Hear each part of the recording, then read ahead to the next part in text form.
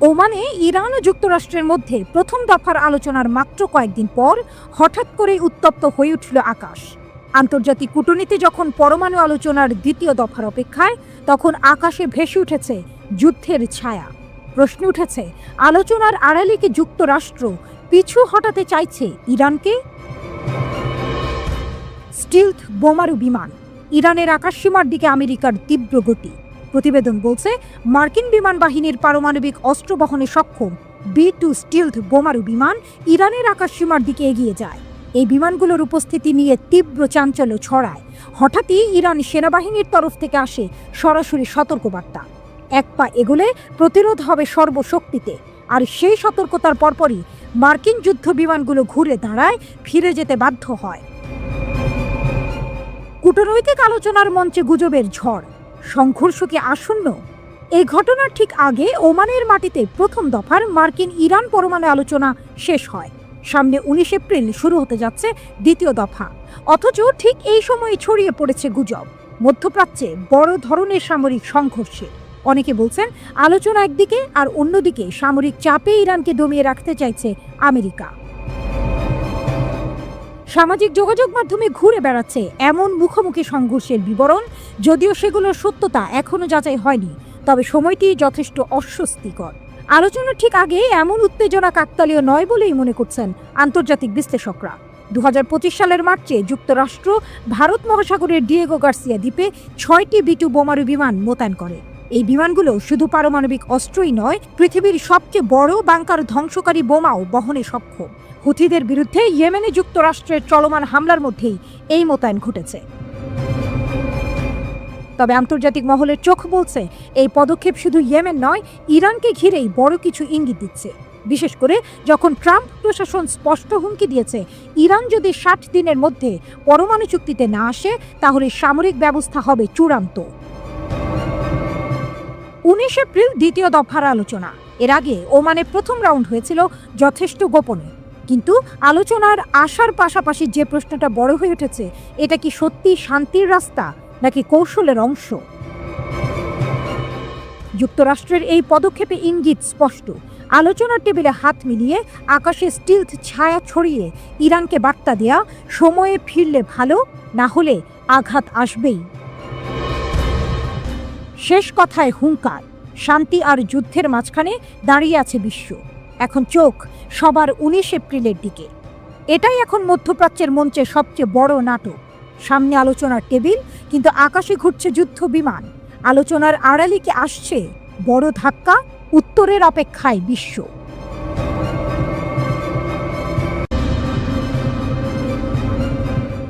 72 ঘন্টার কাউন্টডাউন। তুরস্ক কি তেল আবিব আক্রমণের হুমকি দিচ্ছে? 72 ঘন্টার মধ্যে তেল আবিবে ঢোকা সম্ভব, নেতানিয়াহুকে দেয়া চূড়ান্ত হুঁশিয়ারি। ট্রাম্প তুরস্কের প্রশংসা করতেই এরদোয়ান দিলেন পূর্ণমাত্রার হামলার ইঙ্গিত। যদি তুর্কি সেনাবাহিনী চায়, সতর্ক করলেন এক তুর্কি রাজনৈতিক বিশ্লেষক। নেতানিয়াহু তুরস্ক নিয়ে মন্তব্য করার একদিনেরও কম সময়ের মধ্যে এক তুর্কি গবেষক সাহসী ভবিষ্যৎবাণী করে বসেন। সোনার রিসার্চ কোম্পানির সভাপতি তুরস্কের সামরিক শক্তি নিয়ে মন্তব্য করেন। হাকান বাইরাকসি বলেন, তুরস্কের সেনা শক্তি এমন যে তারা চাইছে আঞ্চলিক শক্তির ভারসাম্য বদলে দিতে পারে। এমনটাই জানানো হয়েছে একটি প্রতিবেদনে। বাইরাকসি আরও বলেন, তুর্কি সেনাবাহিনী চাইলে তারা 72 ঘন্টার মধ্যে তেল আবিবে ঢুকে পড়তে পারে। এটা কোনো হুমকি না বা বাড়িয়ে বলা না, বরং এটা তুর্কি জাতি আর সেনাবাহিনী কতটা শক্তিশালী তার স্পষ্ট প্রমাণ। 7 এপ্রিল মার্কিন প্রেসিডেন্ট ডোনাল্ড ট্রাম্প ইসরায়েলের প্রধানমন্ত্রী নেতানিয়াহুর সঙ্গে বৈঠক করার পরে বাইরাকসির এই মন্তব্য আসে। বৈঠকে নেতানিয়াহু বলেন, সিরিয়ায় তুরস্কের সঙ্গে ইসরায়েল কোনো রকম সংঘর্ষ চায় না।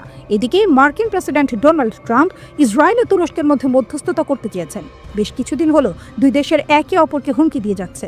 ইসরায়েলের এক উচ্চপদস্থ কর্মকর্তা বলেছেন, তুরস্ক সিরিয়ায় নতুন অটোমান সাম্রাজ্য গড়ে তুলতে চাইছে। তারা যদি রেড লাইন পার করে, তাহলে ইসরায়েলও চুপ করে বসে থাকবে না। তুরস্কের কর্মকর্তারা বলেছেন, ইসরায়েল গাজা, লেবানন এবং সিরিয়ার উপর আক্রমণ করে তাদের মৌলবাদী বা জাতিগত চেহারা সামনে এনেছে। তারা আরও বলছেন, ইসরায়েল এই অঞ্চলে বড় বিপদের কারণ হয়ে দাঁড়িয়েছে। গত সপ্তাহে সিরিয়ায় ইসরায়েল হামলা করার পর 2 ঘন্টার মধ্যে পাল্টা অভিযোগ উঠেছে। সিরিয়ার শাসক বাশার আসাদ 2024 সালের ডিসেম্বরে ক্ষমতাচ্যুত হওয়ার পর ইসরায়েল সিরিয়ার ওপর একাধিক হামলা চালিয়েছে। গত সপ্তাহে যে হামলা হয়েছে সেটি ছিল একটু আলাদা। ইসরায়েল দাবি করেছে এর মধ্যে তুরস্ককে বার্তা দেওয়ার চেষ্টাও ছিল। তারা একটি সামরিক বিমানবন্দরে হামলা করেছে, পাশাপাশি আরেকটি বিমান ঘাঁটি এবং দামেস্কে বৈজ্ঞানিক গবেষণা কেন্দ্রে আক্রমণ করেছে। তুরস্ক গত কয়েক মাস ধরে সিরিয়ায় নতুন সরকারের সঙ্গে প্রতিরক্ষা চুক্তি নিয়ে আলোচনা করছিল। তুরস্ক সিরিয়ার সেনাকে প্রশিক্ষণ দিতে চায় এবং সিরিয়ার বিমান ঘাঁটি ব্যবহার করার ব্যাপারে আলোচনা চলছে। তবে ইসরায়েল তুরস্কের এই পরিকল্পনাকে ভালো চোখে দেখছে না। তারা মনে করে তুরস্ক যদি সিরিয়ায় এয়ার ডিফেন্স সিস্টেম বসায় তাহলে তাদের আকাশ সীমায় প্রবেশ করা কঠিন হয়ে পড়বে। ইসরায়েলি মিডিয়ায় এখন নাগেল কমিশনের রিপোর্ট নিয়ে আলোচনা হচ্ছে। এই রিপোর্টে প্রতিরক্ষা বাজেট এবং সেনাবাহিনী গঠনের বিষয়ে মতামত দেওয়া হয়েছে। এরপরই ইসরায়েলের মিডিয়া বলছে তুরস্কের বিরুদ্ধে যুদ্ধের সম্ভাবনা উত্থাপন হয়েছে। তবে নাগেল নিজে বলেছেন এই রিপোর্টে তুরস্কের বিরুদ্ধে যুদ্ধের কোনো কথা বলা হয়নি। তিনি বলেছেন শুধু সিরিয়ায় তুরস্কের ক্রমবর্ধমান উপস্থিতি নিয়ে আলোচনা করা হয়েছে। এছাড়া তুরস্ক, সিরিয়া এবং মিশর এক কাট্টা হয়ে ইসরায়েলের বিরোধিতা করতে পারে, এই সম্ভাবনা উঠে এসেছে। তবে বিশেষজ্ঞরা বলছেন এসব দেশ কেউই ইসরায়েলের সঙ্গে লড়াই করতে চায় না।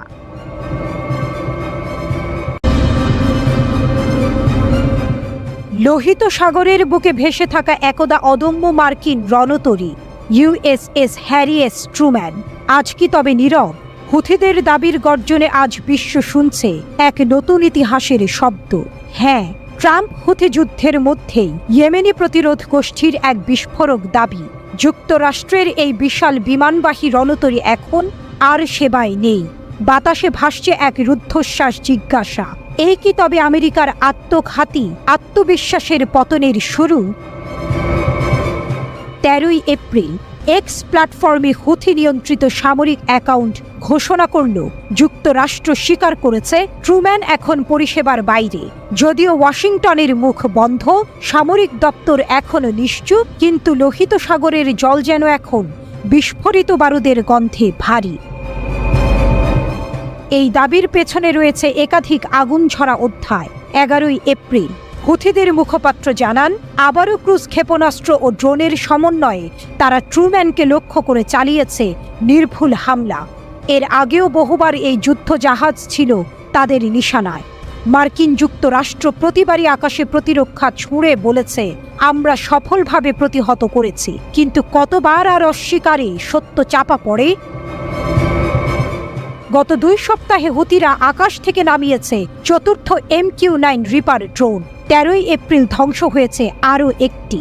আর অক্টোবর 2023 থেকে শুরু হওয়া ইসরায়েল হামাস যুদ্ধের প্রেক্ষাপটে হুথিরা এখন পর্যন্ত 19টি মার্কিন ড্রোন ভূপাতিত করার দাবি করেছে।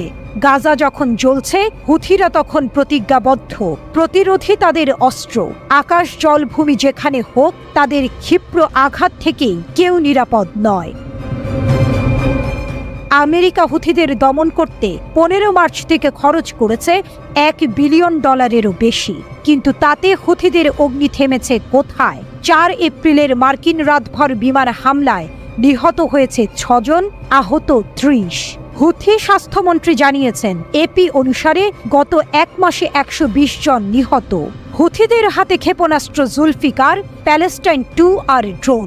শুধু প্রতিরক্ষা নয়, তারা আক্রমণ করছে, আবারও করছে, প্রতিবারই এক নতুন কৌশলে, এক নতুন বার্তায়, আমরা হার মানি না। ট্রাম্প বলেছিলেন ধ্বংস করে দেব।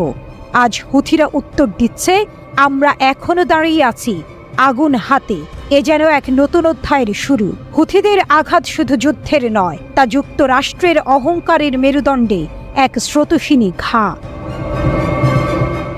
বিশ্লেষকদের মতে এ ধরনের হামলা ইঙ্গিত দিচ্ছে মধ্যপ্রাচ্যের সংঘাত আরও বিস্তৃত হতে পারে। বিশেষ করে গাজায় ইসরায়েলি বাহিনীর সামরিক অভিযানের জবাবে হুথি বিদ্রোহীদের এই প্রতিক্রিয়া যেন আরও স্পষ্ট হয়ে উঠছে। 18ই মার্চ থেকে গাজায় নতুন করে সামরিক অভিযান শুরু করে ইসরায়েল। সেই সময় থেকে এখন পর্যন্ত ইয়েমেনি সশস্ত্র বাহিনী 20টিরও বেশি ব্যালিস্টিক ক্ষেপণাস্ত্র ও ড্রোন হামলা চালিয়েছে বলে জানা গেছে। শুধু ইসরায়েল নয়, হুথিরা এর আগে লোহিত সাগরে আন্তর্জাতিক বাণিজ্যিক জাহাজকেও একাধিকবার হামলার লক্ষ্যবস্তু বানিয়েছে।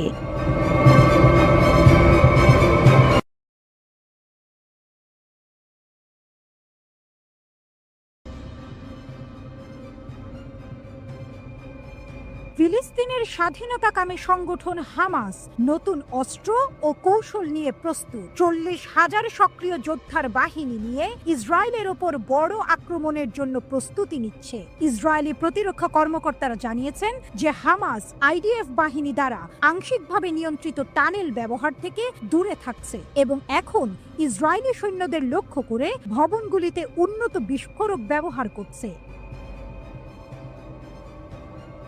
হামাস নিম্নমানের অস্ত্র তৈরি করার কারখানা এবং সীমিত রকেট তৈরির স্থান পরিচালনা করলেও এটি সফলভাবে তার বাহিনী পুনরায় শক্তিশালী করেছে। অনুমান দেখায় যে 7 লাখ গাজাবাসী হামাসকে সমর্থন করে, 6 লাখ ফাতাহকে সমর্থন করে এবং 6,50,000 কেউই কোনো দলকে সমর্থন করে না। হামাসকে উৎখাত করার জন্য বিভিন্ন গোষ্ঠীর চাপ থাকা সত্ত্বেও তাদের শক্তি এখনো এত কমে যায়নি যে হামাসকে ক্ষমতাচ্যুত করা যাবে। হামাস এখন জনবহুল এলাকা থেকে গুলি ছোড়া এড়াচ্ছে যাতে আইডিএফ পাল্টা হামলা করতে না পারে। আইডিএফ গাজার বাফার জোন তার সীমান্ত থেকে 2 কিলোমিটার উত্তরে সম্প্রসারিত করেছে এবং গাজার উত্তরাঞ্চলের অধিকাংশ বাসিন্দা এখন দক্ষিণ পশ্চিমের আল মাওয়াসি মানবিক অঞ্চলে চলে গেছে। ইসরায়েলি প্রতিরক্ষা বাহিনী এখনো পর্যন্ত গাজার টানেল নেটওয়ার্কের মাত্র 25% ধ্বংস করতে সক্ষম হয়েছে। মার্চে যুদ্ধবিরতি ভঙ্গের পর থেকে আইডিএফ 1000 টার্গেটে আক্রমণ করেছে এবং হামাসের শীর্ষ কর্মকর্তাদের হত্যা করেছে বলে দাবি করেছে। আইডিএফ এর স্থলবাহিনী বিশ্বাস করে যে হামাসের যোদ্ধারা এখন আল মাওয়াসি মানবিক অঞ্চলে অবস্থান করছে। হামাস আরও যোদ্ধা নিয়োগ করছে এবং তাদের সীমিত অস্ত্র ভান্ডার পুনরুদ্ধারের চেষ্টা করছে। আইডিএফ অনুমান করছে এই গোষ্ঠীর প্রায় 20,000 সক্রিয় যোদ্ধা রয়েছে, যা যুদ্ধের আগের সংখ্যার অর্ধেক।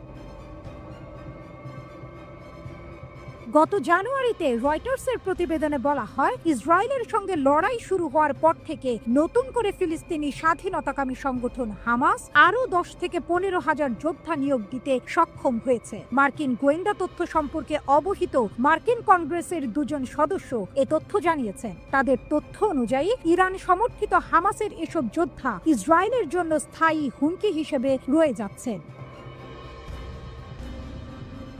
সূত্রগুলো বলছে, মার্কিন গোয়েন্দা তথ্য অনুযায়ী 2023 সালের 7 অক্টোবর ইসরায়েল হামাসের বিরুদ্ধে হামলা শুরুর পর থেকে 10 থেকে 15,000-এর মতো হামাস যোদ্ধা নিহত হয়েছেন। যুক্তরাষ্ট্রের সর্বশেষ সরকারি এ অনুমান বিষয়ে আগে কোনো প্রতিবেদন প্রকাশ করা হয়নি। এর আগে 14 জানুয়ারি সাবেক মার্কিন পররাষ্ট্রমন্ত্রী অ্যান্টনি ব্লিংকেন বলেন, যুক্তরাষ্ট্রের ধারণা ফিলিস্তিনে যত হামাস যোদ্ধা নিহত হয়েছেন তত যোদ্ধা নিয়োগ দিয়েছে হামাস। তিনি একে চিরস্থায়ী যুদ্ধের রেসিপি বলে সতর্ক করেন। তিনি অবশ্য এ বিষয়ে বিস্তারিত কিছুই বলেননি। তবে ইসরায়েলের তথ্য অনুযায়ী গাজায় মোট নিহতের সংখ্যা 20,000-এর মতো।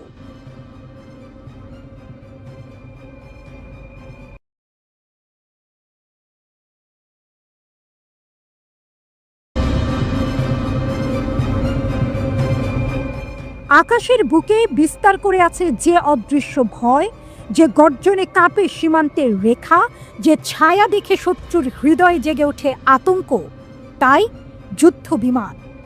আধুনিক পৃথিবীর নিষ্ঠুর বাস্তবতায়, যেখানে প্রতিটি মুহূর্তে যুদ্ধ আর শান্তির মাঝে চলছে সূক্ষ্ম ভারসাম্যের খেলা, সেখানে এই ধাতব পাখিরাই বদলে দিতে পারে যে কোনো যুদ্ধের গতিপথ, উল্টে দিতে পারে ইতিহাসের পাতা। বিশ্বের নানা প্রান্তের রাষ্ট্রগুলো নিজেদের সুরক্ষায় সাজিয়ে তুলছে ভয়ঙ্কর অস্ত্র ভাণ্ডার। কেউ নিজে তৈরি করছে, আবার কেউ হাত বাড়াচ্ছে পরের দিকে, কিনছে রণহুঙ্কারে গর্জে ওঠা ধ্বংসের যন্ত্র। কারণ আজকের দিনে এক রাষ্ট্রের শক্তির মাপকাঠি তার সেনাবাহিনী আর তার হাতে থাকা অস্ত্র।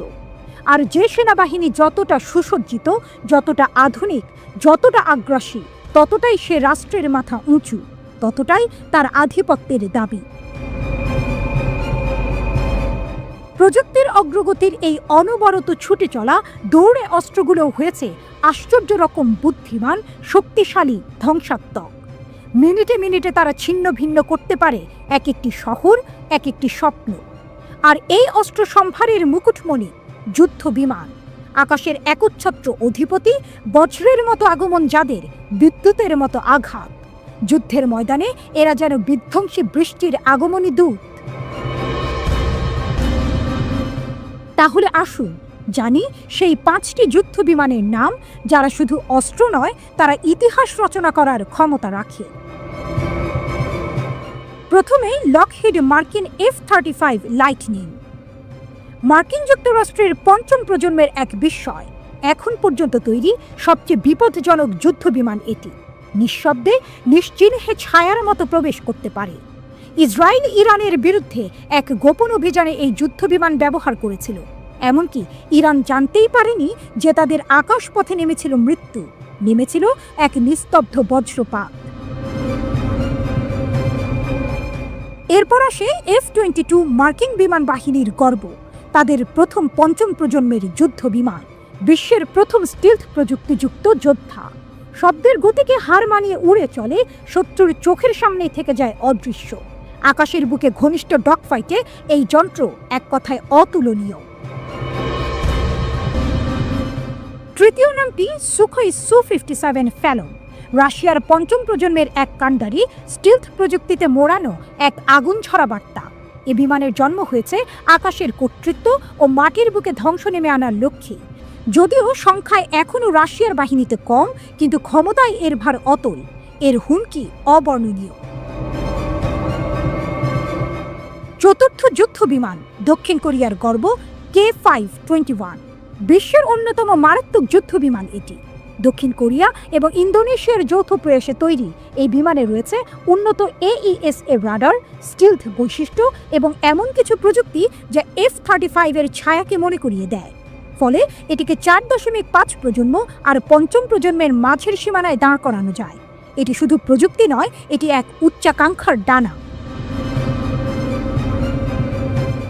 শেষে আসে চীনের চেংডু Z-20, একক আসনের টুইন জেট ইঞ্জিনে সাজানো, সর্ব আবহাওয়ায় যুদ্ধ উপযোগী 5ম প্রজন্মের স্টিলথ যুদ্ধ বিমান। এর সৃষ্টির পেছনে রয়েছে এক ঘোষিত উদ্দেশ্য, F-22 ও Su-57 এর সঙ্গে প্রতিদ্বন্দ্বিতা করা। এটি চীনের চেংডু অ্যারোস্পেস কর্পোরেশনের সৃষ্টি, চীনা বিমান বাহিনীর জন্য এক গর্বের প্রতীক। এরা কেবল যন্ত্র নয়, এরা রাষ্ট্রীয় অহংকার।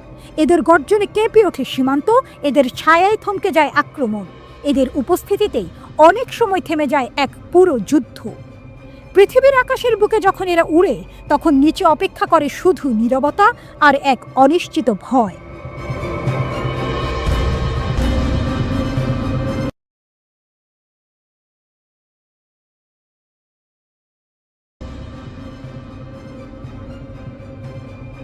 তারা বলেছিল আগুন দিয়েই নিভে যাবে এই দাবানল, কিন্তু ইতিহাস জানে যেখানে প্রতিরোধের ছায়া দীর্ঘ হয়, সেখানে ভয় কখনো রাজত্ব করে না। আর আজ ইরান দাঁড়িয়ে আছে যেন ধ্বংসের মুখে অটল এক প্রতিজ্ঞা নিয়ে। চারিদিকে যুদ্ধের গুঞ্জন, পশ্চিমা শক্তির হুঁশিয়ারি, তবুও খামেনির দেশ নত হয় না, কাঁপে না। ইরানের পাশে আছে রাশিয়া।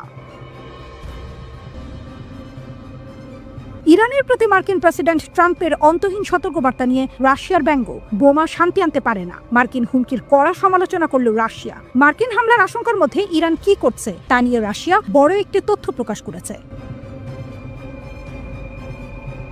রাশিয়া আবারও আমেরিকাকে সতর্ক করে দিয়েছে যেন তারা ইরানের কোনো স্থাপনায় হামলা না চালায়। রাশিয়ার পররাষ্ট্র মন্ত্রণালয়ের মুখপাত্র মনে করেন, মার্কিন প্রেসিডেন্টের এই হুমকি শুধু ভয় দেখানো, আর তাতে কোনো বাস্তব সমাধান নেই।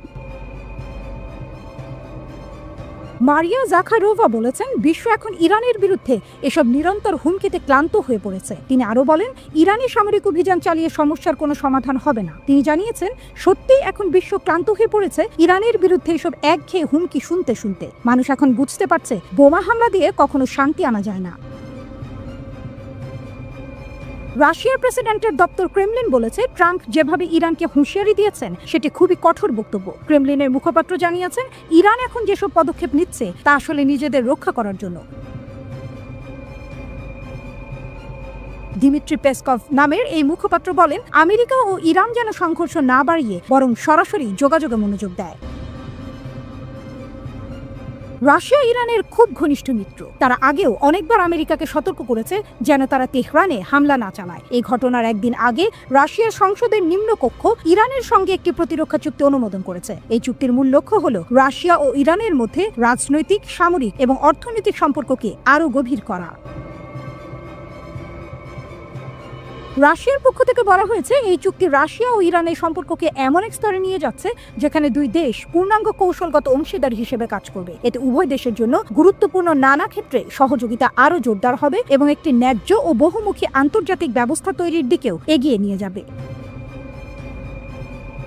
আরও বলা হয়েছে, এই চুক্তিতে 47টি ধারা রয়েছে, যার মধ্যে রয়েছে পররাষ্ট্রনীতিতে পারস্পরিক সহযোগিতা, দেশের সার্বভৌমত্ব রক্ষা, আঞ্চলিক অখণ্ডতা বজায় রাখা, নিরাপত্তা ও স্থিতিশীলতা নিশ্চিত করা।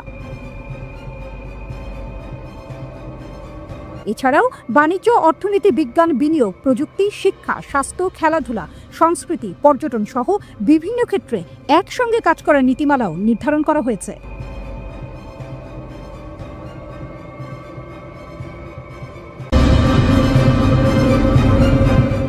এক বিস্ময়কর মুহূর্ত, এক নতুন অধ্যায় যেখানে দুই জাতি একত্রিত হচ্ছে, তাদের ভাগ্যকে গাঁথছে এক গভীর কৌশলগত অংশীদারিত্বের বাঁধনে।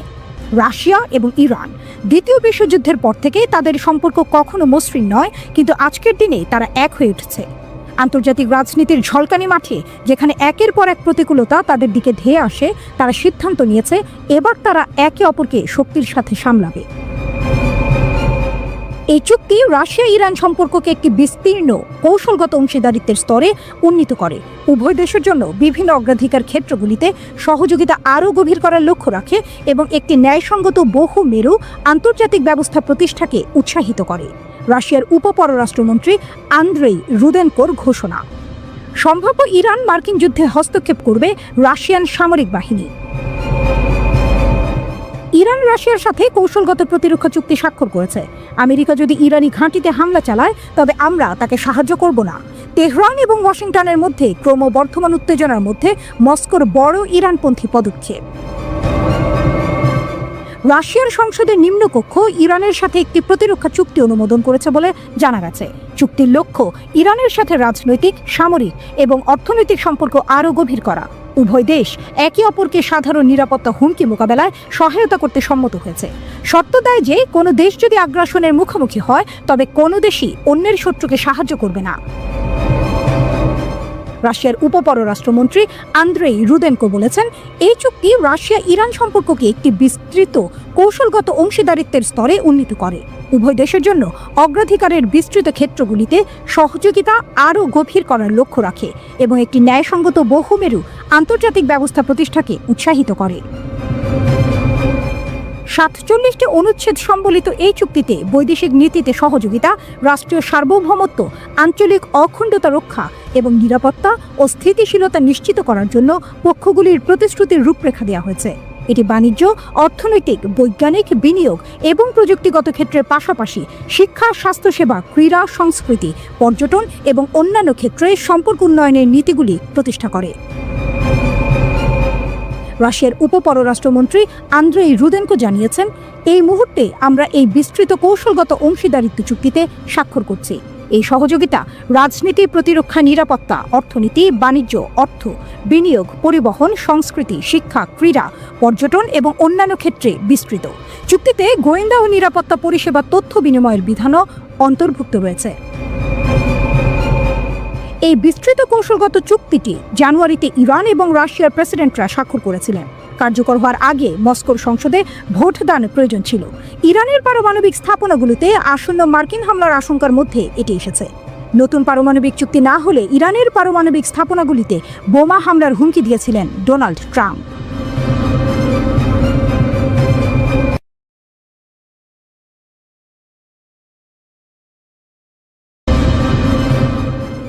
বিশ্ব কাঁপানো সামরিক মহড়া। চীন, রাশিয়া ও ইরান একসঙ্গে সমুদ্রে শক্তি প্রদর্শন করতে চলেছে। ভারত মহাসাগরে শুরু হচ্ছে এক অবিশ্বাস্য শক্তি প্রদর্শনের খেলা। চীন, রাশিয়া ও ইরান একসঙ্গে বিশাল নৌ মহড়ার পরিকল্পনা করেছে। যা বিশ্ব রাজনীতির ভারসাম্য বদলে দিতে পারে।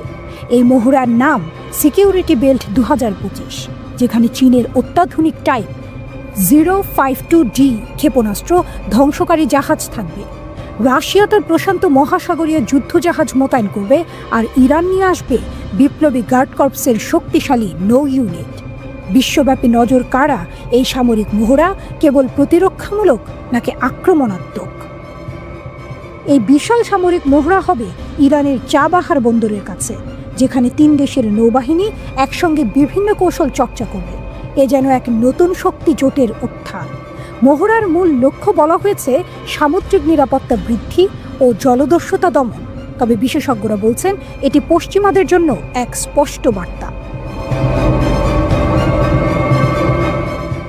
মহড়ার গোপন এজেন্ডা কি? বিশেষজ্ঞরা মনে করছেন চীন, রাশিয়া ও ইরান এই মহড়ার মাধ্যমে নিজেদের সামরিক শক্তি প্রকাশ করছে। পশ্চিমা বিশ্ব, বিশেষ করে মার্কিন যুক্তরাষ্ট্র, এই ত্রিপক্ষীয় জোটকে উদ্বেগের চোখে দেখছে। কারণ এই অঞ্চলে হরমুজ প্রণালী রয়েছে, যা বিশ্বের অন্যতম গুরুত্বপূর্ণ জ্বালানি রুট। বিশ্ববাজারে তেলের দামের উপর এর সরাসরি প্রভাব পড়তে পারে। চীনের সর্বাধুনিক যুদ্ধজাহাজ টাইপ 052D। চীন এই মহড়ায় মোতায়েন করেছে তার type 052D guided missile destroyer. এই জাহাজটি একটি ভাসমান দুর্গ। এতে রয়েছে বায়ু ক্ষেপণাস্ত্র ব্যবস্থা, যা 64টি ক্ষেপণাস্ত্র বহন করতে পারে। আকাশ, জল এবং স্থলে আঘাত হানতে সক্ষম এই জাহাজটিকে বলা হয় চীনের এজিস ডেস্ট্রয়ার। রাশিয়ার শক্তিশালী যুদ্ধজাহাজ। রাশিয়া তার প্রশান্ত মহাসাগরীয় নৌবহর থেকে শক্তিশালী মার্শাল সাপোসনিক্স ডেস্ট্রয়ার এবং ভারিয়া ক্রুজার মোতায়েন করতে পারে। বিশেষজ্ঞদের মতে ইউক্রেন যুদ্ধের মধ্যেও রাশিয়ার এই উপস্থিতি পশ্চিমাদের জন্য এক বড় চ্যালেঞ্জ। ইরানের বিস্ময়কর প্রতিরোধ। ইরান আনতে পারে বিপ্লবী গার্ড কর্পসের অত্যাধুনিক জামারান ফ্রিগেট এবং আলবোর্জ যুদ্ধজাহাজ। এই মহড়া ইরানের জন্য একটি শক্তি প্রদর্শনের প্ল্যাটফর্ম, যেখানে তারা বিশ্বকে দেখাতে চায় যে তারা এখন আগের চেয়ে অনেক বেশি প্রস্তুত। বিশ্লেষকদের চোখে শক্তির নতুন মেরুকরণ। বিশ্লেষকরা বলছেন এটি কেবল মহড়া নয়, বরং বিশ্ব রাজনীতির ভারসাম্য বদলানোর কৌশল। চীন, রাশিয়া ও ইরান 3 দেশই মার্কিন নেতৃত্বাধীন বিশ্ব ব্যবস্থাকে চ্যালেঞ্জ করতে চায়। মার্কিন যুক্তরাষ্ট্রের প্রতিক্রিয়া কি হবে? এখন প্রশ্ন হলো, যুক্তরাষ্ট্র কি করবে? তারা কি এই জোটের বিরুদ্ধে নতুন নিষেধাজ্ঞা দেবে, নাকি আরো বড় নৌ মহড়া চালাবে? ইতিমধ্যে মার্কিন নৌবাহিনী এই অঞ্চলে টহল জোরদার করেছে। এই মহড়ার ভবিষ্যৎ কি? বিশ্বের নজর এখন এই মহড়ার দিকে। এটি কি শুধুই এক প্রশিক্ষণ, নাকি ভবিষ্যতের সংঘাতের প্রস্তুতি? আগামী কয়েকদিনেই হয়তো এর আসল রহস্য উন্মোচিত হবে।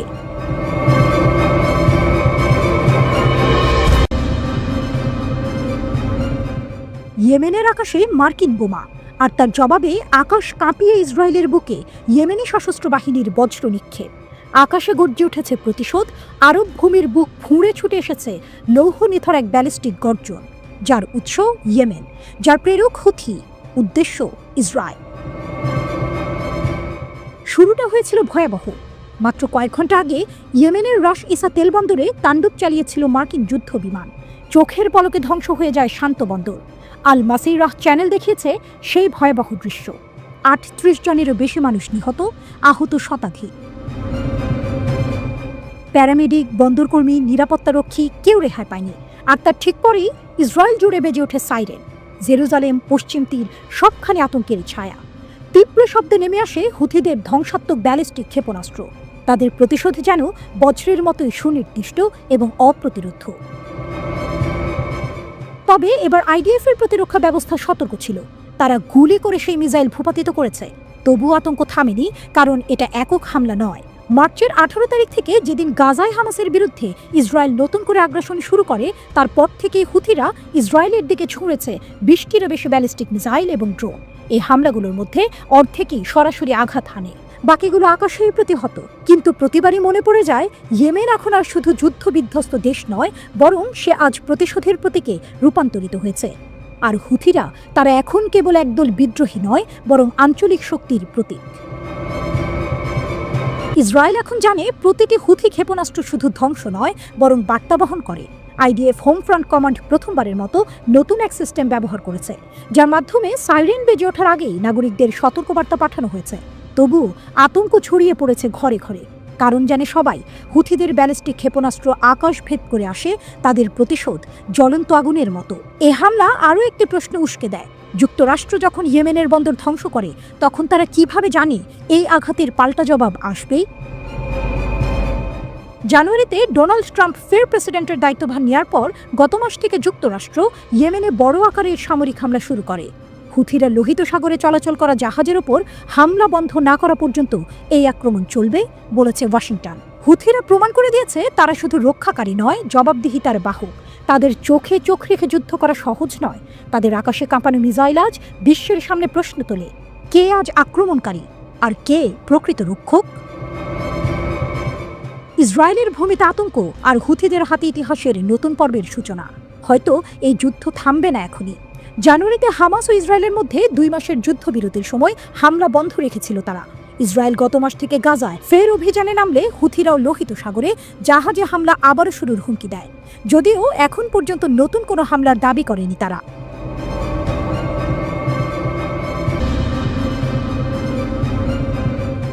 ইসরায়েলের আকাশে ইয়েমেন সশস্ত্র বাহিনীর জুলফিকার ক্ষেপণাস্ত্র, কেঁপে উঠল তেল আবিব। ইয়েমেনের হুথি বিদ্রোহীরা ছুঁড়ে দিল এক ধ্বংসের বার্তা। হুথি গোষ্ঠী ঘোষণা দিয়েছে তারা ব্যালিস্টিক ক্ষেপণাস্ত্র ছুঁড়েছে ইসরায়েলের বেন গুরিয়ন বিমানবন্দরের আশেপাশে। মুখপাত্র ইয়াহিয়া সারি জানান, জুলফিকার ব্যালিস্টিক ক্ষেপণাস্ত্র দিয়ে বিমানবন্দরের কাছের একটি সামরিক লক্ষ্যবস্তুতে অভিযান চালানো হয়েছে। আর সেই মুহূর্তেই সাইরেন বেজে ওঠে মধ্য ইসরায়েল এবং জেরুজালেম জুড়ে। আতঙ্কে চমকে ওঠে শহরের প্রতিটি প্রাণ। টাইমস অফ ইসরায়েলের রিপোর্ট অনুযায়ী ইসরায়েলি বিমান প্রতিরক্ষা বাহিনী ক্ষেপণাস্ত্রটি প্রতিহত করেছে। তবে এখানেই শেষ নয়, টুইস্ট আসে সাগরের বুকে। হুথিদের মুখপাত্র জানান, লোহিত সাগর ও আরব সাগরে মোতায়েন থাকা 2টি মার্কিন বিমানবাহী রণতরীকেও লক্ষ্য করে হামলা চালানো হয়েছে। সঙ্গে ছিল তাদের এসকর্টিং যুদ্ধ জাহাজ। এই একই সময়ে ইয়েমেনের রাজধানী সানার আকাশে মার্কিন একটি MQ-9 ড্রোনকে তারা গুলি করে নামিয়েছে। মুখপাত্র স্পষ্ট বলেন, সানার আকাশে শত্রু আচরণ চললে আকাশটাই রণক্ষেত্র হবে। এরপর আসে এক ভয়ঙ্কর হুঁশিয়ারি, আমেরিকার সামরিক আগ্রাসন যত বাড়বে পাল্টা হামলা তত ভয়ঙ্কর হবে, সংঘর্ষ বাড়বে, যুদ্ধ জ্বলে উঠবে। এই ঘোষণা এমন এক সময় এসেছে যখন মার্চের মাঝামাঝি আমেরিকার প্রাক্তন প্রেসিডেন্ট ডোনাল্ড ট্রাম্প হুথিদের বিরুদ্ধে নির্ধারক ও শক্তিশালী সামরিক পদক্ষেপ নেওয়ার নির্দেশ দেন। এরপর তিনি হুমকি দেন হুথিদের সম্পূর্ণ ধ্বংস করে দেওয়া হবে। কিন্তু বাস্তবতা বলছে ভিন্ন কথা। হুথিরা রুখে দাঁড়িয়েছে, শুধু দাঁড়ায়নি, বরং আঘাত হানছে সুনির্দিষ্ট কৌশলে। হুকটা এখানেই, হুথিদের যুদ্ধ শুধু প্রতিরোধ নয়, তা এখন ভূ রাজনৈতিক দাবার চাল। 2023 সালের নভেম্বর থেকে হুথিরা লোহিত সাগর, আরব সাগর, বাব আল মান্দাব প্রণালী ও আদিন উপসাগরে চলাচলকারী জাহাজগুলিকে লক্ষ্য করছে। তাদের ভাষায় এটা গাজার ফিলিস্তিনিদের প্রতি সহিংসতার অংশ। গাজা উপত্যকায় গত 18 মাস ধরে ইসরায়েলের নৃশংস হামলায় নিহত হয়েছেন 51,000 জনেরও বেশি। প্রতিশোধের আগুনেই যেন জ্বলে উঠছে ইয়েমেনের আকাশ। এই বছরের জানুয়ারিতে হামাস ও ইসরায়েলের মধ্যে যুদ্ধবিরতি ঘোষণা করা হয়েছিল। তখন হুথিরাও তাদের আক্রমণ বন্ধ রেখেছিল। কিন্তু টুইস্ট আসে গত মাসে। ইসরায়েল আবার গাজায় বিমান হামলা শুরু করলে হুথিরাও আবার ফিরছে আগের আগুনে, আগের চেয়ে বেশি জোরে, আরও নির্দিষ্ট লক্ষ্যে। এই বার্তা এখন আর গোপন নয়, এটি স্পষ্ট। ইসরায়েলের প্রতিটি আগ্রাসনের জবাব আসবে ইয়েমেনের আকাশ থেকে, আর প্রতিটি হামলা বলবে ফিলিস্তিন একা নয়। ইসরায়েল পর্যটনের মৌসুমকে অর্থনীতি কাজে লাগাতে যুদ্ধপূর্ব পরিস্থিতির মতো বিমানের ফ্লাইটগুলো ফিরিয়ে আনার চেষ্টা করছে। কিন্তু ইয়েমেনের প্রতিরোধ যোদ্ধারা সুনির্দিষ্ট ক্ষেপণাস্ত্রের আঘাতের মাধ্যমে তেল আবিবের অর্থনৈতিক ও বিমান সুবিধাকে ব্যাহত করেছে। অধিকৃত জেরুজালেমের একটি ট্রাভেল এজেন্সির সিইও বলেছেন, হুথিরা ঠিকই জানে তারা কি করছে। তারা বিমানবন্দরকে লক্ষ্য করে আঘাত হানছে, কারণ তারা জানে যে পর্যটনের ক্ষতি করলে ইসরায়েল অর্থনৈতিক ও মানসিকভাবে ক্ষতিগ্রস্ত হবে, এবং এই কৌশলটি কাজ করছে। ফার্স্ট নিউজ এজেন্সির বরাত দিয়ে পার্স টুডে জানিয়েছে, American website media line Israeli বিমান চলাচল কর্মকর্তাদের উদ্ধৃতি দিয়ে একটি প্রতিবেদনে লিখেছে যে ইয়েমেনি বাহিনী বেন গুরিয়ন বিমানবন্দরে আক্রমণ বৃদ্ধি করলে বেশ কয়েকটি বিদেশি বিমান সংস্থা অবিলম্বে ইসরায়েল থেকে সরে আসার হুমকি দিয়েছে। গত মার্চ মাসে ইয়েমেনি সশস্ত্র বাহিনী স্পষ্টভাবে বলেছিল যে বেন গুরিয়ন বিমানবন্দর বিমান চলাচলের জন্য নিরাপদ নয় এবং গাজার উপর ইসরায়েলি যুদ্ধ বন্ধ না হওয়া এবং ফিলিস্তিনিদের ওপর থেকে অবরোধ তুলে না নেওয়া পর্যন্ত এটি ঝুঁকিপূর্ণ থাকবে।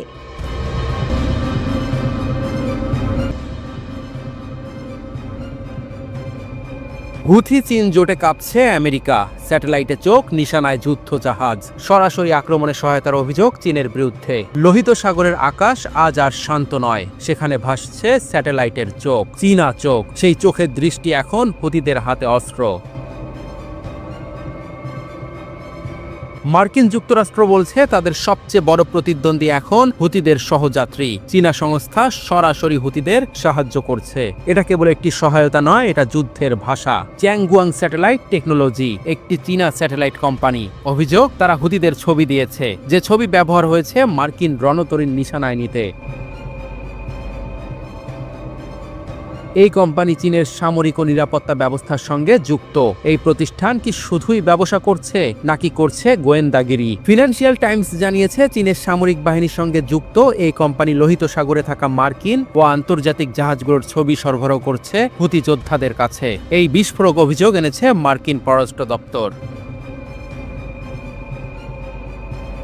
তাদের মুখপাত্র টেমি ব্রুজ বলেন, চ্যাংগুয়াং কোম্পানি হুতিদের সাহায্য করছে, এটা অগ্রহণযোগ্য। তার কণ্ঠে ছিল ক্ষোভ, তার কণ্ঠে ছিল হুঁশিয়ারি। তিনি বলেন, চীন বলছে তারা শান্তি চায়, কিন্তু তাদের কোম্পানি হুতিদের হাত শক্ত করছে। এই দ্বিচারিতা আর চলবে না। মার্কিন কর্মকর্তারা বলেন, চীনকে আগেই সতর্ক করা হয়েছিল, তবু তারা থামেনি, তারা চুপ থেকেছে, তারা ছবি পাঠিয়েছে, তারা সহায়তা করেছে। অন্যদিকে চীনা দূতাবাস বলছে, আমরা কিছুই জানি না। তাদের মুখপাত্র লিউ পেংউইং বলেছেন, আমরা এই পরিস্থিতির খবর রাখি না, তাই মন্তব্য করব না। কিন্তু মার্কিন যুক্তরাষ্ট্র থামছে না। তারা বলছে, এটা যুদ্ধক্ষেত্রে চীনের নতুন কৌশল, যেখানে গোলাগুলি নয়, স্যাটেলাইট অস্ত্র, এবং হুতি সেই অস্ত্রের ব্যবহার জানে। চ্যাংগুয়াং কোম্পানি এখনও মুখ খোলেনি। তাদের নীরবতা আরও সন্দেহ বাড়াচ্ছে। তারা কিছু বলছে না, তারা কিছু অস্বীকারও করছে না। এই ঘটনাটি ঘটেছে এমন সময়ে যখন চীন ও আমেরিকার সম্পর্ক তলানিতে। ট্রাম্প প্রশাসন চীনা পণ্যের উপর 245% শুল্ক বসিয়েছে। চীনও পাল্টা ব্যবস্থা নিয়েছে। একদিকে বাণিজ্য যুদ্ধ, অন্যদিকে মহাকাশ থেকে নজরদারি। এই দুই পরাশক্তি এক নতুন সংঘাতের পথে। হুতিদের ওপর মার্কিন অভিযান চলছে। শুরু হয়েছে 15ই মার্চ, এখনো থামেনি। হোয়াইট হাউস বলছে 200টিরও বেশি হামলা চালানো হয়েছে, কিন্তু হুতিরা নতি স্বীকার করেনি। তাদের আকাশে এখন চীনের চোখ, তাদের নিশানায় এখন মার্কিন জাহাজ। লোহিত সাগরের ঢেউয়ের নিচে একটা গভীর যুদ্ধ চলছে, ছবির, তথ্যের, কৌশলের। এই যুদ্ধে হুতিদের পাশে দাঁড়িয়েছে এক মহাশক্তি চীন। এটাই সেই মোড় যেখানে হুতিরা শুধু একটি বিদ্রোহী গোষ্ঠী নয়, তারা এখন প্রযুক্তির যোদ্ধা। এবং চীন তাদের পেছনে দাঁড়িয়ে বলছে, আমরা আছি।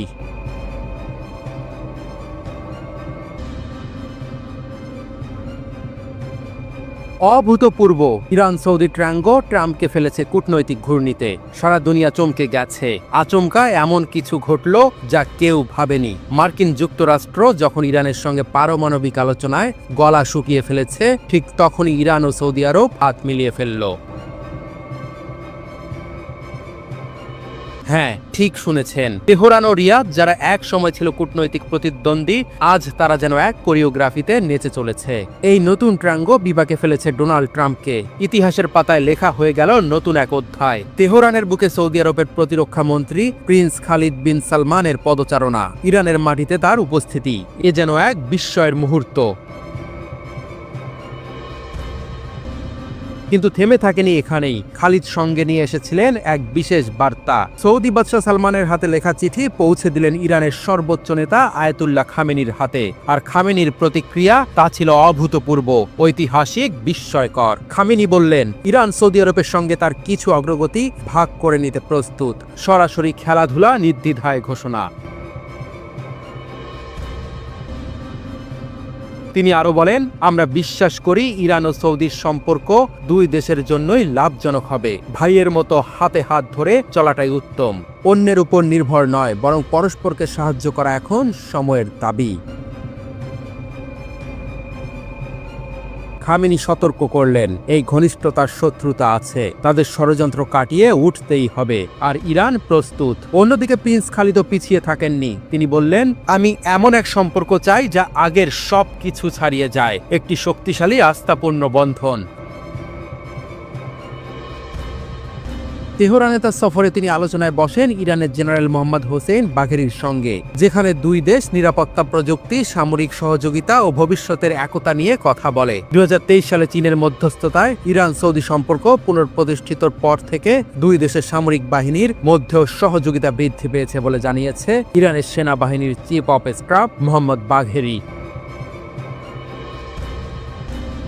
বিশ্লেষকরা বলছেন, এই বৈঠক দুই দেশের ইতিহাসে নজিরবিহীন। এক সময় যারা ছিল মুখোমুখি, তারা আজ কাঁধে কাঁধ মিলিয়ে চলতে চাইছে। ওদিকে ওয়াশিংটনের কি ঘুম হারাম? ট্রাম্প প্রশাসনের ভ্রু কি কুঁচকে গেছে? কারণ ঠিক এই সময় ইরান আর আমেরিকা পারমাণবিক চুক্তির টানাপোড়েনে জড়িয়ে আছে। আর ইরান স্পষ্ট জানিয়ে দিয়েছে, ইউরেনিয়াম সমৃদ্ধকরণ কোনোভাবেই আলোচনার টেবিলে তোলা যাবে না। 2025 সালের জানুয়ারিতে ক্ষমতায় ফিরে ট্রাম্প আবারও তার পূর্বের সর্বোচ্চ চাপ প্রয়োগ কৌশল চালু করেছেন। এই কৌশলের আওতায় 2015 সালের পারমাণবিক চুক্তি JCPO থেকে সরে গিয়ে ইরানের ওপর ব্যাপক নিষেধাজ্ঞা পুনর্বহাল করা হয়েছে। ওই চুক্তির আওতায় তেহরান পারমাণবিক কর্মসূচি সীমিত করার বিনিময়ে নিষেধাজ্ঞা থেকে কিছুটা স্বস্তি পেয়েছিল। তবে পশ্চিমা দেশগুলো, বিশেষ করে যুক্তরাষ্ট্র, দীর্ঘদিন ধরে অভিযোগ করে আসছে ইরান গোপনে পারমাণবিক অস্ত্র বানানোর চেষ্টা করছে। তেহরান বরাবরই এটা অস্বীকার করে আসছে।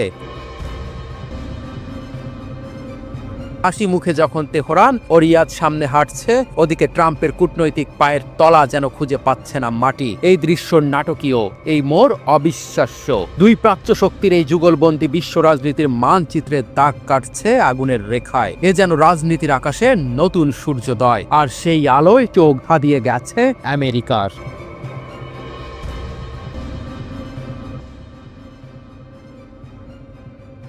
পাকিস্তানের তৎকালীন প্রধানমন্ত্রী নওয়াজ শরীফের ফোনে সরাসরি যুক্ত হন মার্কিন প্রেসিডেন্ট বিল ক্লিন্টন। তিনি বোঝানোর চেষ্টা করেন পারমাণবিক পরীক্ষা পাকিস্তানের জন্য কতটা বিপজ্জনক হতে পারে। তিনি অনুরোধ করেন যেন পাকিস্তান এমন আত্মঘাতী সিদ্ধান্ত থেকে সরে আসে। কিন্তু এসব অনুরোধে কোনো কাজ হয়নি, থামানো যায়নি পাকিস্তানের পারমাণবিক কর্মসূচি। তারা তখন পূর্ণ উদ্যমে এগিয়ে যাচ্ছিল এই লক্ষ্য পূরণের পথে। তবে মার্কিন যুক্তরাষ্ট্র অনেক আগেই পাকিস্তানের কার্যক্রমের ওপর কড়া নজর রাখতে শুরু করেছিল। সারা বিশ্বের নজরে ছিল তখন পাকিস্তানের দিকে, কারণ এর কিছুদিন আগেই তাদের প্রতিবেশী ভারত পারমাণবিক বিস্ফোরণ ঘটিয়ে অঞ্চল জুড়ে চাপ সৃষ্টি করেছিল।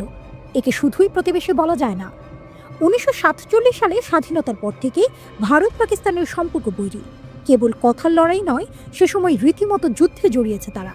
1998 সালেও এমন এক উত্তেজনাপূর্ণ পরিস্থিতি তৈরি হয়েছিল যা যে কোনো সময় যুদ্ধে রূপ নিতে পারত। এই সময়েই 1998 সালের মে মাসে ভারতের তৎকালীন প্রধানমন্ত্রী অটল বিহারী বাজপেয়ী ঘোষণা দেন, ভারত 14 বছর পর সফলভাবে পারমাণবিক বিস্ফোরণ চালিয়েছে। 11 থেকে 13 মে পর্যন্ত 3টি ভিন্ন ধরনের বোমার পরীক্ষা চালানো হয় পোখরান সামরিক অঞ্চলের মাটির নিচে। এই পরীক্ষার মধ্য দিয়ে ভারত আনুষ্ঠানিকভাবে পরিণত হয় এক নতুন পারমাণবিক শক্তিধর রাষ্ট্রে। বিশ্বের নানা প্রান্তে এর বিরুদ্ধে নিন্দার ঝড় ওঠে। ভারতের এই পরীক্ষা পাকিস্তানের জন্য ছিল এক দিক দিয়ে সরাসরি হুমকি, আরেক দিক দিয়ে সেটা ছিল তাদের সার্বভৌমত্বে আঘাত। ভারতের অন্যান্য সামরিক পদক্ষেপের মতো এই পারমাণবিক কর্মসূচিও যে পাকিস্তানকে লক্ষ্য করে, এটা প্রায় নিশ্চিতভাবেই বলা যায়। তাই সারা বিশ্ব দেখতে চাচ্ছিল পাকিস্তান এই চাপে কিভাবে প্রতিক্রিয়া জানায়। পাকিস্তান যে কোনোভাবে ভারতের পারমাণবিক পরীক্ষার জবাব দেবে, তা তখন প্রায় স্পষ্ট ছিল। বিশ্বের বিভিন্ন দেশ ও আন্তর্জাতিক সংস্থার পক্ষ থেকে পাকিস্তানকে বারবার অনুরোধ জানানো হচ্ছিল যেন তারা কোনো হঠকারী সিদ্ধান্ত না নেয়। নওয়াজ শরীফ প্রথম দিকে বেশ সংযত মনোভাব দেখিয়েছিলেন। তিনি বলেছিলেন, আমরা দায়িত্বশীলভাবে পদক্ষেপ নিতে চাই, আমাদের এই বোমা তৈরির সামর্থ্য আছে, কিন্তু আমরা গত 15 থেকে 20 বছরেও এর পরীক্ষা চালাইনি। ভারতের পরীক্ষার পর আমাদেরও সঙ্গে সঙ্গে পরীক্ষা চালাতে হবে এমন কিছু ভাবছি না। বাইরে থেকে পাকিস্তানের অবস্থান শান্তিপূর্ণ মনে হলেও ভেতরে ভেতরে পরীক্ষার প্রস্তুতি শুরু হয়ে গিয়েছিল। সরকারের অনেকেই মনে করতেন ভারতের এই পদক্ষেপের জবাব না দিলে সেটা পাকিস্তানের জন্য অপমানজনক হবে। দেশের সাধারণ মানুষের মধ্যেও এই ব্যাপারে সমর্থন ছিল প্রবল। সে সময় পাকিস্তানের পারমাণবিক শক্তি কমিশনের গুরুত্বপূর্ণ সদস্য ছিলেন ডক্টর সামার মুবারক মান্দো। যেহেতু কমিশনের প্রধান তখন দেশের বাইরে ছিলেন, প্রধানমন্ত্রী জরুরি ভিত্তিতে ডক্টর মুবারক মান্দোকে ডাকেন। তিনি তাকে প্রশ্ন করেন এখনই কি পাকিস্তানের পারমাণবিক পরীক্ষা চালানো উচিত, তার মতামত কি। জবাবে মুবারক মান্দো বলেন, ভারতের প্রধানমন্ত্রী এবং মন্ত্রীরা পারমাণবিক পরীক্ষার বিষয়ে যে বক্তব্য দিচ্ছে তাতে আমাদের যদি কোনো জবাব না থাকে তাহলে আমাদের সার্বভৌমত্ব, সম্মান ও প্রভাব ক্ষতিগ্রস্ত হবে। তবে এটা জানাই ছিল যদি পাকিস্তান পরীক্ষা চালায় তাহলে আন্তর্জাতিক নিষেধাজ্ঞা আসবে, আর এটা দেশের ভূমির অর্থনীতির জন্য বড় বিপদ হয়ে দাঁড়াবে। এমন পরিস্থিতিতে পাকিস্তানের মন্ত্রিসভায় প্রতিরক্ষা সংক্রান্ত একটি গোপন বৈঠক ডাকা হয়।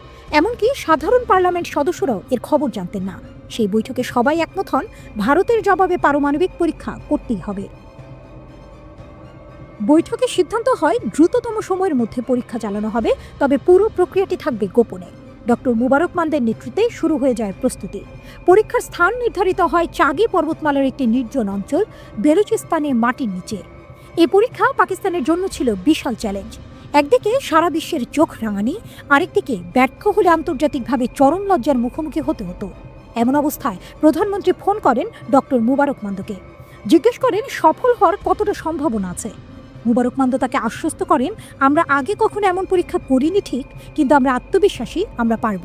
প্রধানমন্ত্রী তখন বলেন, আমরা ব্যর্থ হলে আমাদের মান সম্মান থাকবে না, আমাদের প্রতিবেশীরা আমাদের নিচে ঠেলে দেবে, কাজেই সফল হওয়াটা খুবই জরুরি।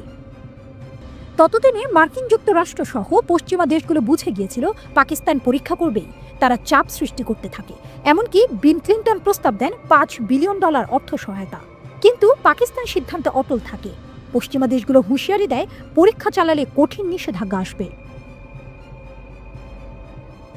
অবশেষে এলো সেই দিন, 1998 সালের 27 মে। ডক্টর মুবারক মান্দো বিবিসিকে বলেন, আমি দিনভর টানেল আর বাংকারগুলো চেক করেছি, যন্ত্রপাতি, কেবল সবকিছু ঠিক আছে কিনা বারবার যাচাই করছিলাম। ঘরে গিয়ে মাঝে মাঝে চা খাচ্ছিলাম, ভাবছিলাম কি করছি আমি। এত হেঁটেছি, হয়তো 10 থেকে 12 কিলোমিটার হয়ে গেছে। সন্ধ্যার দিকে মনে হলো এবার সব আল্লাহর হাতে, পরীক্ষা তো আগামীকাল। একটু ঘুমানোর চেষ্টা করলাম। রাতের আকাশে তখন অসংখ্য উপগ্রহ, মনে হচ্ছিল যেন সবাই নজর রাখছে। 28 মে সকাল হতে না হতেই শুরু হলো চূড়ান্ত প্রস্তুতি। দিনটি ছিল উজ্জ্বল, বাতাসও ছিল স্থির। সব প্রস্তুতি শেষে ডক্টর মুবারক মান্দো তার দল অবস্থান নেয় বিস্ফোরণ স্থল থেকে 30 কিলোমিটার দূরে। নির্ধারিত সময় এলে তিনি নিজে বোতাম না চাপিয়ে ইঞ্জিনিয়ারকে বলেন চাপ দিতে। ইঞ্জিনিয়ার জানতে চান কাউন্টডাউন করব। জবাবে মুবারক মান্দো বলেন, এসব পুরনো কায়দা বাদ দিন, শুধু আল্লাহু আকবার বলে বোতাম চাপুন। ইঞ্জিনিয়ার তাই করলেন। তারপর সবাই চেয়ে রইল পর্বতের দিকে। 1, 2, 3 সেকেন্ড কেটে গেল, কিছু ঘটল না। সবাই উদ্বিগ্ন, অনেকেই দৌড়াদৌড়ি শুরু করে দিল। 20 সেকেন্ড, তারপর 30, কিছুই নেই। ডক্টর মুবারক মান্দো বলেন, আমার হার্টবিট বেড়ে গিয়েছিল, কিন্তু করার কিছু ছিল না। অবশেষে 32 সেকেন্ডের মাথায় শক্তিশালী কম্পন অনুভব করা গেল। সবাই তখন বোঝে এটাই সফলতা। 3 সেকেন্ড পর দেখা গেল কালচে ধূসর পাহাড়টি হয়ে গেছে সাদা, বরফের মতো। এই সাদা রং ছড়িয়ে পড়ছে বাম থেকে ডানে প্রায় 25 কিলোমিটার এলাকা জুড়ে, ঠিক যেমনটা ফ্রান্সের আলজেরিয়ান পার্বত্য অঞ্চলে ঘটেছিল। পরদিন ইসলামাবাদ থেকে প্রধানমন্ত্রী নওয়াজ শরীফ ঘোষণা দিলেন পাকিস্তান সফলভাবে পারমাণবিক পরীক্ষা চালিয়েছে। তিনি বললেন, আমরা নিরাপত্তা হুমকিকে উপেক্ষা করতে পারিনি, জাতীয় সুরক্ষার স্বার্থেই এই সিদ্ধান্ত নিতে হয়েছে। পরীক্ষার পরপরই মার্কিন প্রেসিডেন্ট বিল ক্লিন্টন পাকিস্তানের উপর কঠোর নিষেধাজ্ঞা ঘোষণা করলেন। বিভিন্ন দেশ ও সংস্থাও নিন্দা জানাতে শুরু করল, তবে পাকিস্তান কোনো প্রতিক্রিয়া দেখায়নি। ডক্টর সামার মুবারক মান্দো মনে করেন, এই পরীক্ষার মাধ্যমে পাকিস্তান শুধু পারমাণবিক শক্তিধর দেশেই পরিণত হয়নি, বরং ভারত পাকিস্তানের মধ্যে যুদ্ধের সম্ভাবনাও অনেকটা কমে গেছে। শক্তির ভারসাম্য তৈরি হয়, দুই দেশের প্রধানমন্ত্রীদের একই টেবিলে বসে আলোচনার পথ তৈরি হয়েছে।